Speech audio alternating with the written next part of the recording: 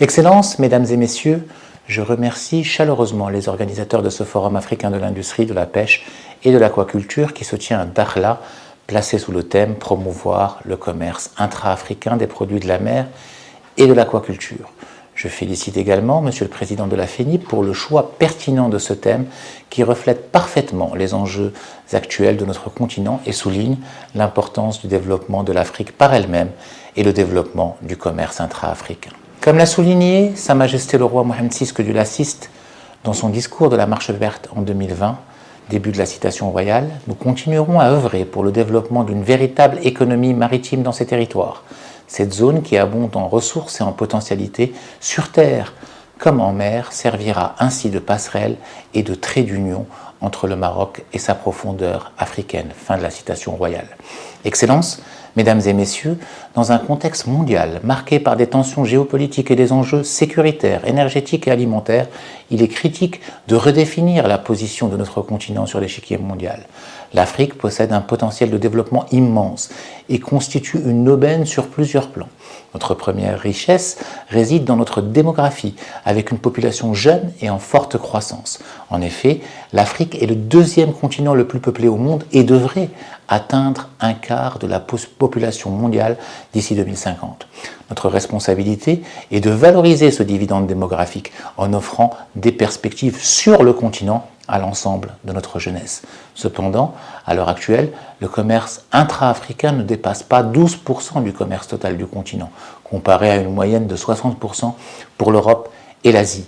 La mise en place de la zone de libre-échange continentale africaine devrait permettre une augmentation substantielle des échanges commerciaux entre les pays de notre continent, renforçant ainsi les liens économiques et stimulant notre croissance et notre capacité à créer de l'emploi.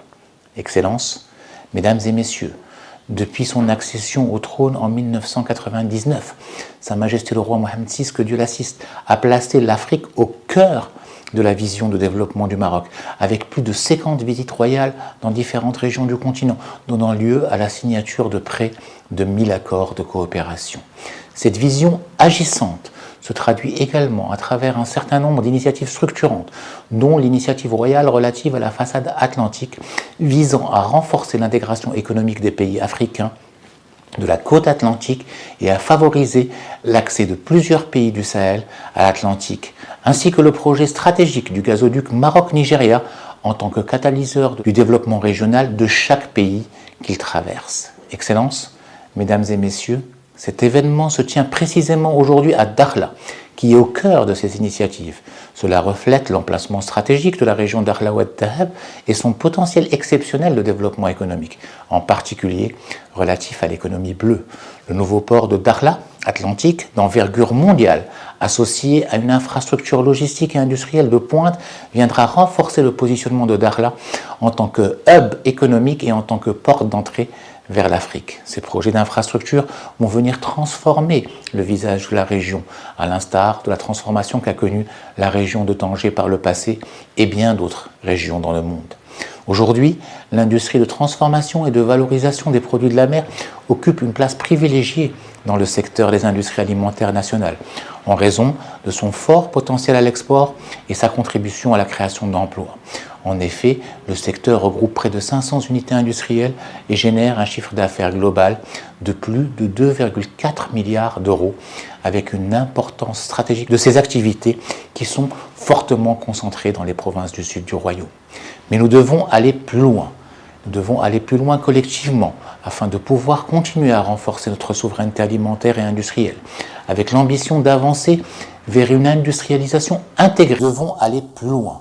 Nous devons aller plus loin collectivement afin de pouvoir continuer à renforcer notre souveraineté alimentaire et industrielle, avec l'ambition d'avancer vers une industrialisation intégrée, inclusive et durable, basée sur la valorisation des ressources locales et la réduction des exportations de produits bruts.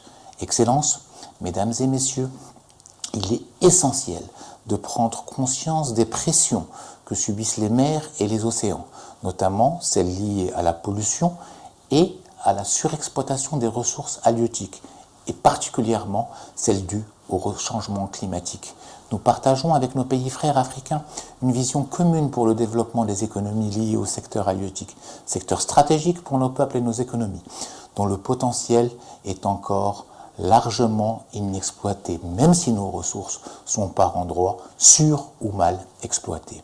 Il s'agit à présent de déployer cette vision grâce à une volonté politique commune et des outils pour concrétiser cette ambition afin de renforcer le commerce intra-africain des produits de la mer et de l'aquaculture, des produits valorisés et des ressources préservées. Ce forum est une occasion unique pour partager nos expériences respectives en la matière et identifier et mettre en œuvre les solutions pour valoriser ces ressources que nous avons entre nos mains. Je vous souhaite enfin plein succès à vos travaux et vous remercie de votre attention. Merci, Monsieur le Ministre.